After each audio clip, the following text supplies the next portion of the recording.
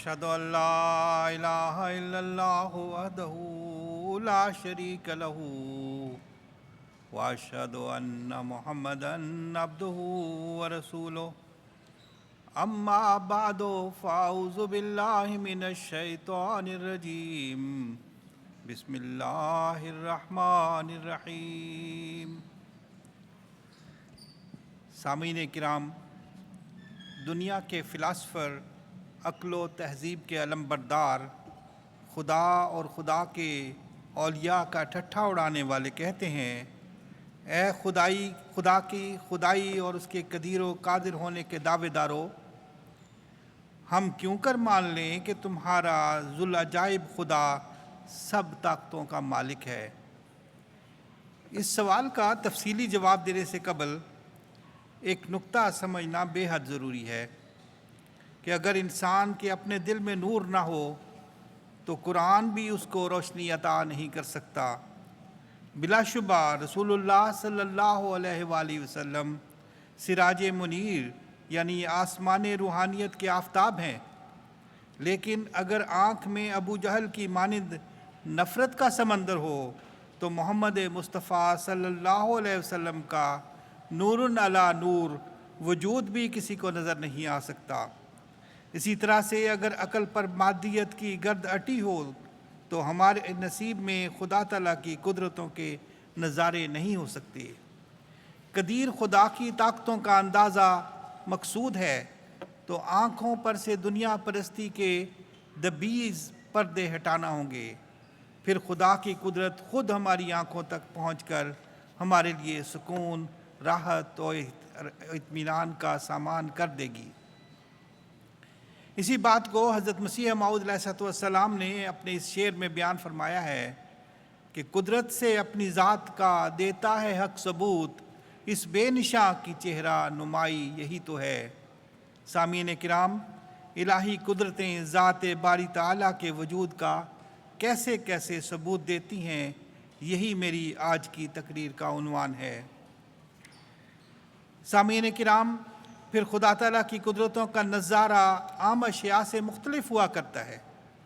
خدا اپنی قدرت نمائی اپنی یکتا صفات، اپنے بے مثال معجزات اور عظیم الشان کرامات کے ساتھ کرتا ہے۔ آئیے ذرا تاریخ انسانیت کی ورق گردانی کرتے ہیں اور دیکھتے ہیں کہ خدا نے کس کس انداز میں انسان کو اپنی قدرت سے اپنی ذات کا ثبوت دیا ہے۔ اسی طرح جب خدا کے انبیاء، خدا کے خلفاء دنیا میں ظاہر ہوتے ہیں، تب خدا کی قدرت خاصہ ظہور پکڑتی ہے۔ اس وقت جب دین بیچارہ اور غریب ہوتا ہے، اس وقت جب دنیا توحید کو چھوڑ چکی ہوتی ہے، اس وقت جب دنیا کی آنکھیں دولت کی چکا چوند سے خیرہ ہو چکی ہوتی ہیں، تو وہ خدا اپنی قدرت کے جلوے کبھی تو اپنی صفت ربوبیت سے دکھاتا ہے تو کبھی اس کی صفت رحمانیت اس یگانہ خدا کی نشاندہی کرتی ہے، اور کبھی اس کی صفت ملکیت بام عروج پر نظارے دکھانے لگتی ہے۔ کبھی خدا کا جلالی چہرہ ظاہر ہوتا ہے تو کبھی اس کے جمال پر خدا کے بندے واری واری جاتے ہیں۔ کبھی وہ قہار بن کر دنیا کو اپنا وجود منواتا ہے اور کبھی اس کے انعاموں کی باران رحمت کی قوس قزا سعید دلوں کو اپنے حسن سے فریفتہ کرتی نظر آتی ہے۔ سامعین کرام، نوح کا زمانہ ہے۔ نوح اپنی قوم کو تبشیر و انذار کرتا ہے، قوم صاف انکار کرتی ہے تو خدا سے خبر پا کر نوح انہیں خدا کے ساتھ بے وفائی کی صورت میں ایک تباہ کن طوفان سے ڈراتا ہے۔ خدائے قدیر نوح کو ایک کشتی تیار کرنے کا حکم دیتا ہے۔ قوم اس کے ساتھ ٹھٹھا کرتے ہوئے کہتی ہے، طوفان اور وہ بھی ہمارے پہاڑی علاقے میں؟ ناممکن، اور اگر آ بھی گیا تو یہ تمہاری لکڑی کی معمولی کشتی ہمیں تو کیا بچائے گی، خود تمہیں بھی بچا نہیں پائے گی۔ نوح کا اپنا بیٹا کہتا ہے، اے باپ، تیری تو عقل ماری گئی، اگر طوفان آیا تو میں تو پہاڑ کی چوٹی پر چڑھ جاؤں گا، جبکہ تیری یہ کشتی تنکوں کی طرح بہہ جائے گی۔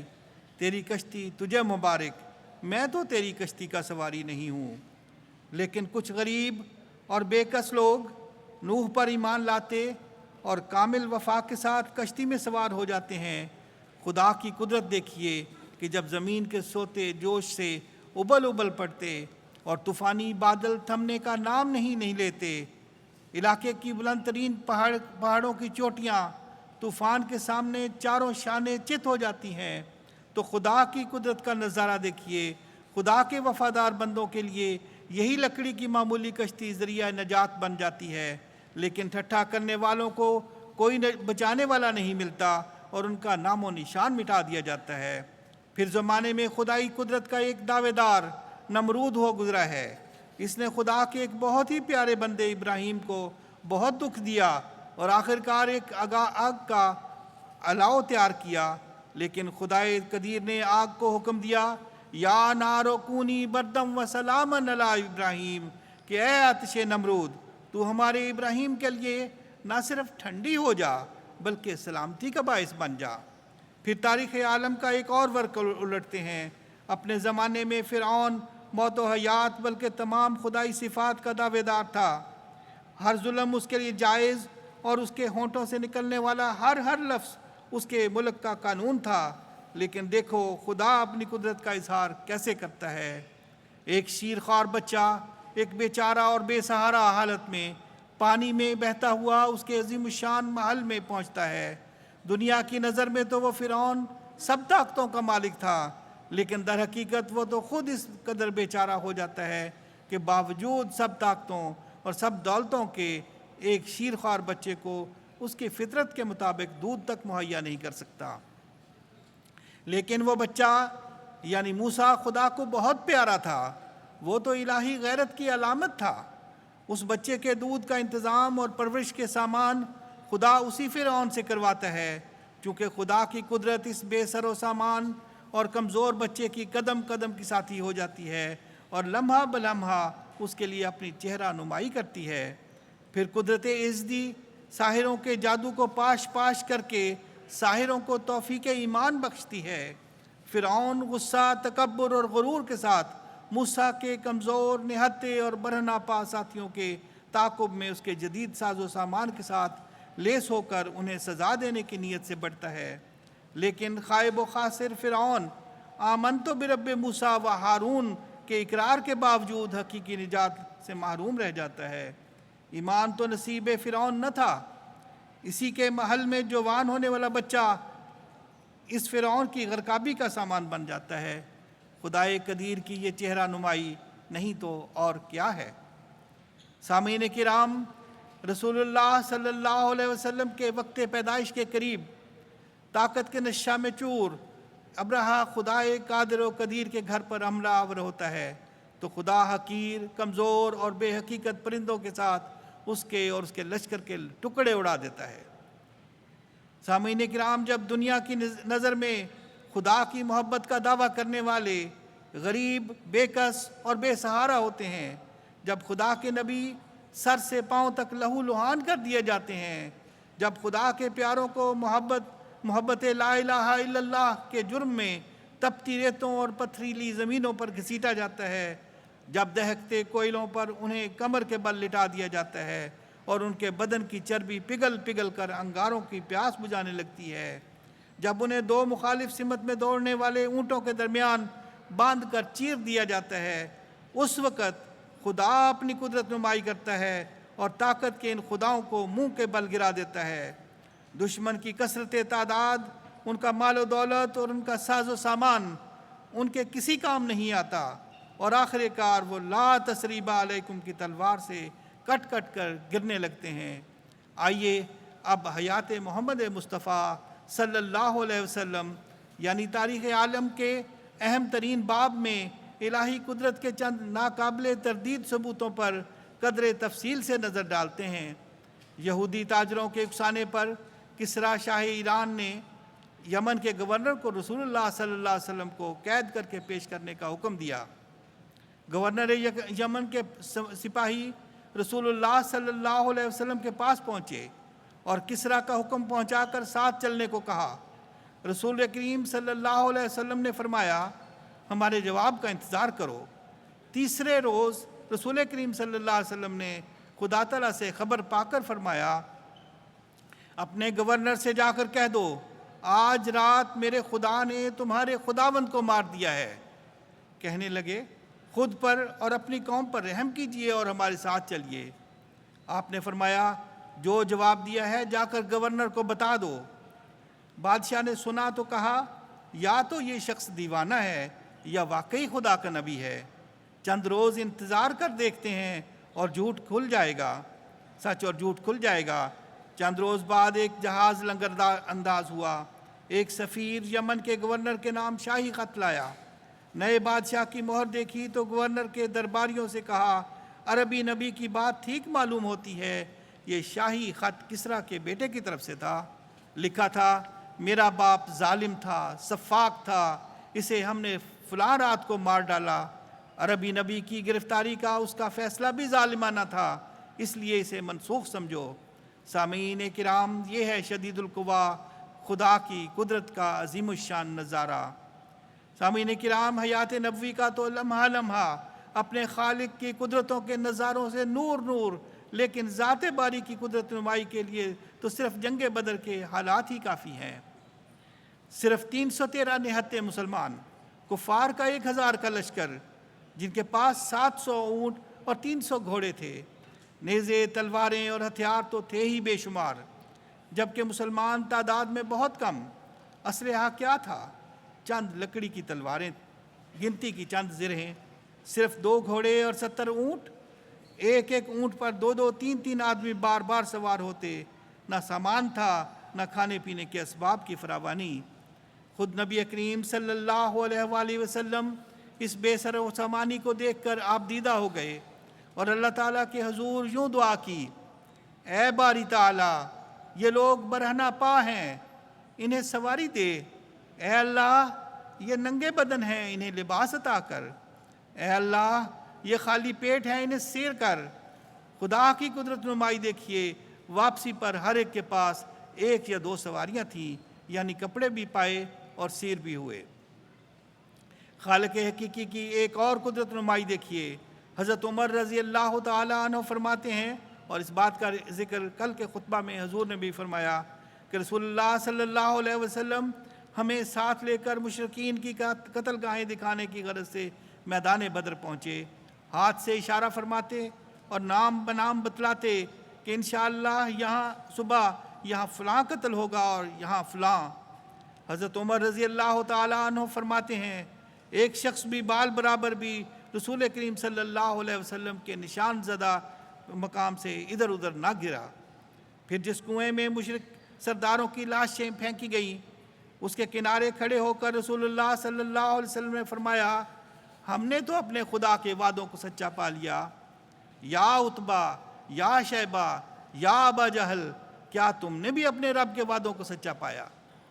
حضرت عمر نے عرض کیا، یا رسول اللہ صلی اللہ علیہ وآلہ وسلم، کیا یہ بے جان لاشیں آپ کی باتیں سن رہی ہیں؟ آپ نے فرمایا، اس ذات کی قسم جس کے قبضے میں میری جان ہے، تم میرے کلام کو ان سے زیادہ نہیں سنتے، لیکن وہ جواب نہیں پا رہے۔ سامعین، حیات نبوی میں قدرت نمائی کی یہ داستان بہت طویل ہے، لیکن شاید کوئی کہے کہ یہ تو قصہ پارینہ ہے۔ کیا معلوم تمہارے خدا کے یہ قصے محض مبالغہ ہوں یا جھوٹ ہو؟ تو سامعین، آئیے اب دور حاضر میں بھی اس قادر و قدیر کی قدرت نمائی کا کچھ تذکرہ کر لیتے ہیں۔ اس دور میں خدا اپنی قدرت کا جلوہ قادیان جیسی گمنام بستی سے فرماتا ہے۔ مسیح پاک فرماتے ہیں، میں تھا غریب و بے کس و گمنام و بے ہنر، کوئی نہ جانتا تھا کہ ہے قادیاں کدھر۔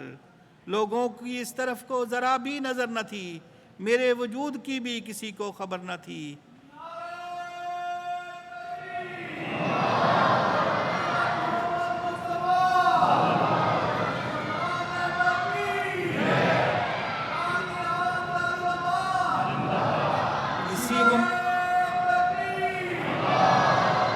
اسی گمنام بستی سے خدائے قادر و قیوم کی یہ آواز بھی اٹھی، میں تیری تبلیغ کو زمین کے کناروں تک پہنچاؤں گا۔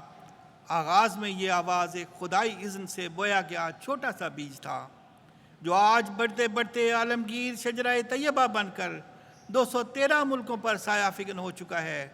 پھر خدا تعالیٰ سے خبر پا کر حضرت مسیح موعود علیہ السلام نے یہ بھی فرمایا کہ ہر قوم اس چشمہ سے پانی پیے گی۔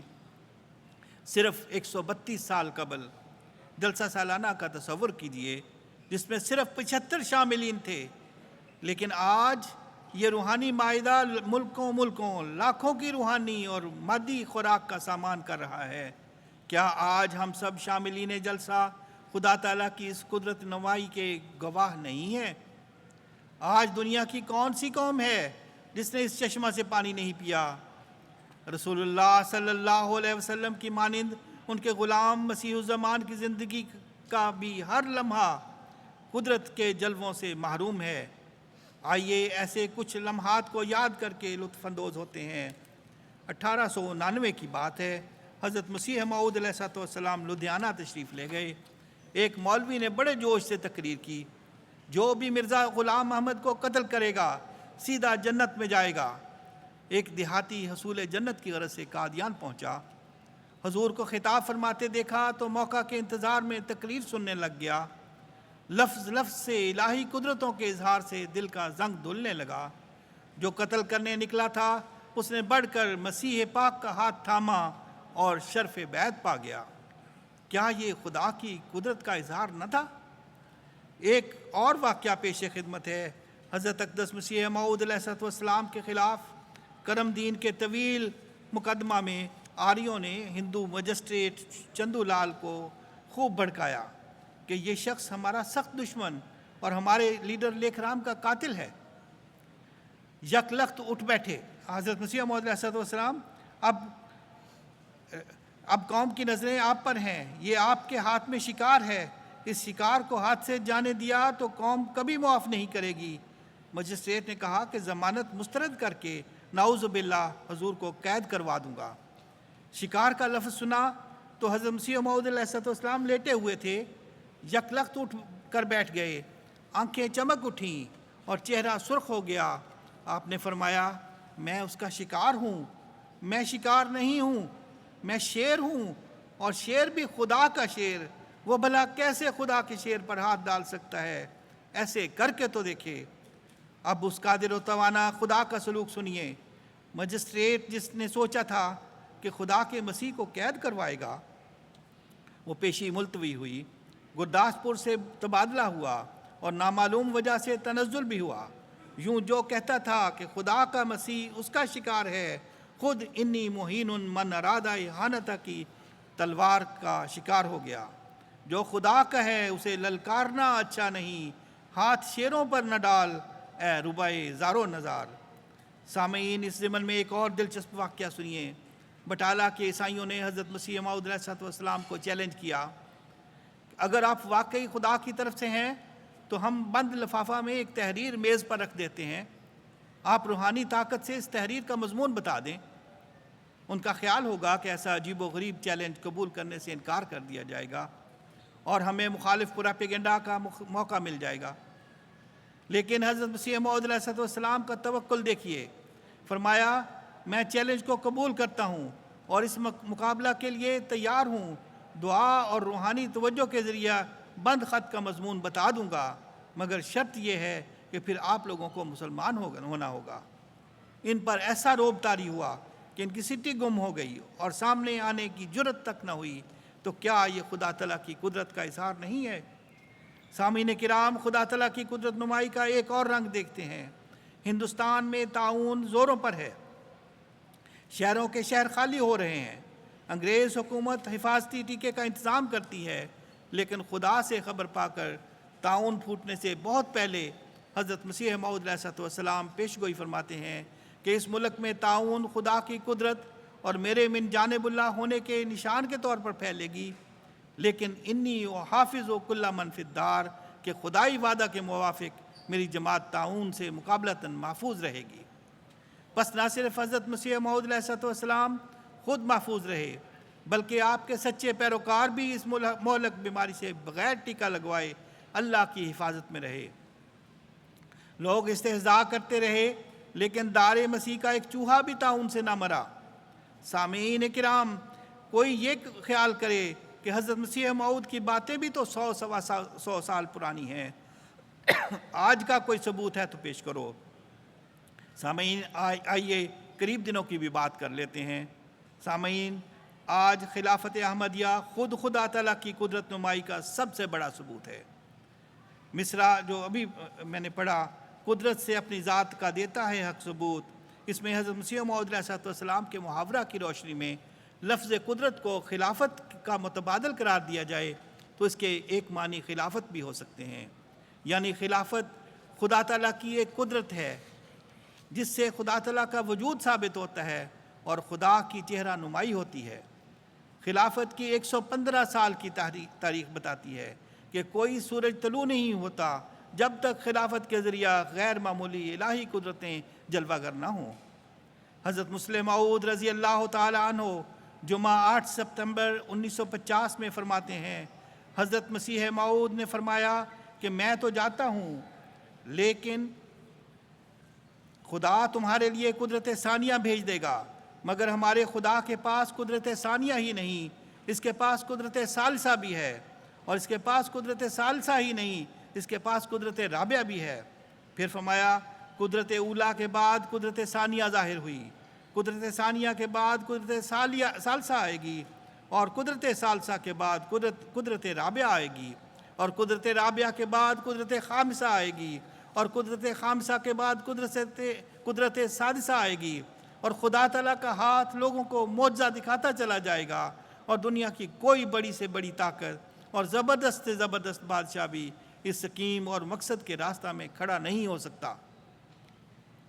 حضرت امیر المومنین خلیفۃ المسیح ایدہ اللہ تعالیٰ فرماتے ہیں، یہ دور انشاءاللہ تعالیٰ احمدیت کی ترقی اور فتوحات کا دور ہے۔ میں آپ کو یقین دلاتا ہوں کہ اللہ تعالیٰ کی تائیدات کے ایسے باب کھلے ہیں اور کھل رہے ہیں کہ ہر آنے والا دن جماعت کی فتوحات کے دن قریب دکھا رہا ہے۔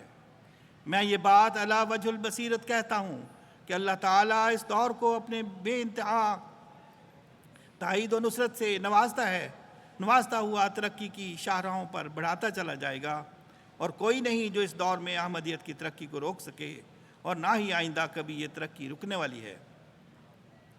خلافت کس طرح سے الہی قدرت اور ذات باری کا ثبوت ہے، صرف 2 واقعات پیش کرتا ہوں۔ کونگو کنشاسا کے ایک قیدی نے مشن ہاؤس پہنچ کر مربی صاحب سے بیعت کی خواہش کی۔ سوال ہوا کہ بیعت کی تحریک کیسے ہوئی؟ کہا، میں اس جیل کا ایک قیدی تھا جس میں چند روز قبل آپ نے ایک پروگرام کیا تھا، جرم میرے ایک ساتھی کا تھا لیکن سزا مجھے ملی۔ دوران پروگرام آپ نے اسلام کی خوبصورت تعلیم اور دعا کی حکمت بتائی اور دعا بھی کرائی۔ میں نے دعا کی کہ اے اللہ، تو جانتا ہے کہ میں بے قصور ہوں، اگر تو دعائیں سنتا ہے، اگر یہ لوگ سچے ہیں تو تو میری مدد کر اور مجھے قید سے رہائی دلوا دے۔ دل میں سوچا، اگر یہ جماعت سچی ہے تو خدا تعالیٰ میری دعا ضرور قبول کرے گا اور غیب سے رہائی کے سامان فرمائے گا۔ اچانک مفرور مجرم خود بخود جیل پہنچ گیا اور میری بے گناہی کا بیان دے کر اپنی گرفتاری پیش کر دی۔ چنانچہ رہا ہو کر سیدھا مشن ہاؤس پہنچا۔ میرے لیے تو اللہ تعالیٰ نے خود اپنے وجود کا ثبوت دے دیا۔ یقین آ گیا کہ دعاؤں کی قبولیت ایک حقیقت ہے اور جماعت کی سچائی کا ثبوت مل گیا۔ اس لیے اسی وقت بیعت کر کے میں جماعت میں شامل ہونا چاہتا ہوں۔ گیمبیا کے ایک نو مبائع کی بیوی کو بچے کی پیدائش کے بعد یوٹرس کا ایک کینسر ہو گیا۔ ڈاکٹروں نے کینسر کو لا علاج اور بچے کی پیدائش کو ناممکن قرار دے دیا۔ ان کی بیوی نے ایک فلائر پر حضرت خلیفۃ المسیح کی تصویر دیکھی۔ دیکھتے ہی دل کو تسلی مل گئی اور خلیفۃ المسیح کی خدمت میں شفا یابی اور اولاد کے لیے درخواست دعا کر دی، اور خود بھی دعاؤں میں لگ گئیں۔ عجیب کرشمہ رونما ہوا اور خدا کے فضل سے کچھ ہی دیر بعد حمل ٹھہر گیا۔ ڈاکٹر حیرت زدہ رہ گئے کہ ناممکن چیز کیسے ممکن ہو گئی۔ پھر ٹیسٹ میں کینسر کا نام و نشان بھی نہ رہا۔ نو مبائع خاتون نے کینسر کے علاج کے لیے دوائی سے متعلق سوال پر جواب دیا، میں نے تو کوئی دوائی نہیں استعمال کی، صرف خلیفۃ المسیح کی خدمت میں درخواست کی تھی اور خود بھی دعا کرتی رہی۔ تو دوستو، یہ ہے ذوالعجائب خدا کی قدرت کا ثبوت۔ سامعین کرام، آخر پر حضرت اقدس مسیح موعود علیہ السلام کے عظیم الشان الفاظ پیش کرتا ہوں۔ آپ فرماتے ہیں، اے نادانوں اور اندھو، مجھ سے پہلے کون صادق ضائع ہوا جو میں ضائع ہو جاؤں گا؟ کس سچے وفادار کو خدا نے ذلت کے ساتھ ہلاک کر دیا جو مجھے ہلاک کرے گا؟ یقیناً یاد رکھو اور کان کھول کر سنو کہ میری روح ہلاک ہونے والی روح نہیں ہے، اور میری سرشت میں ناکامی کا خمیر نہیں۔ مجھے وہ ہمت اور صدق بخشا گیا ہے جس کے آگے پہاڑ ہیچ ہیں۔ کیا خدا مجھے چھوڑ دے گا؟ کبھی نہیں چھوڑے گا۔ کیا وہ مجھے ضائع کر دے گا؟ کبھی نہیں ضائع کرے گا۔ دشمن ذلیل ہوں گے اور حاسد شرمندہ، اور خدا اپنے بندہ کو ہر میدان میں فتح دے گا۔ سامعین، یہ ہے قدرت سے اپنی ذات کا دیتا ہے حق ثبوت، اس بے نشاں کی چہرہ نمائی یہی تو ہے۔